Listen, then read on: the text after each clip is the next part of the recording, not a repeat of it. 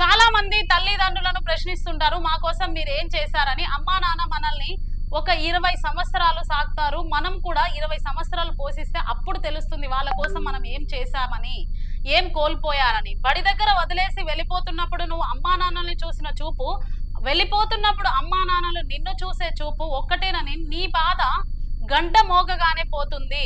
మా బాధ గుండె ఆగేదాకా పోదు. కనపడే దేవుళ్ళని అనాథాశ్రమాల్లో చేర్పించి కనపడని దేవుళ్ళ కోసం గుడులు గోపురాలు తిరుగుతున్న వాళ్ళే నిజమైన అనాథలు. చూడండి ఆజ్కి బాత్లో ఎంత చక్కగా రాశారు. నిజంగా కదా, మన రాష్ట్రాలలో అయినా భారతదేశంలో అయినా ఎక్కడైనా కూడా ఓల్డేజ్ హోమ్లు పెరుగుతున్నాయి కానీ తగ్గడం లేదు. ఎందుకు ఇంత దుస్థితి వచ్చింది? తల్లిదండ్రులను మనం ఎందుకు చూసుకోలేకపోతున్నాం, ఎందుకు అర్థం చేసుకోలేకపోతున్నాము అనేది ఒకసారి ఆలోచించండి.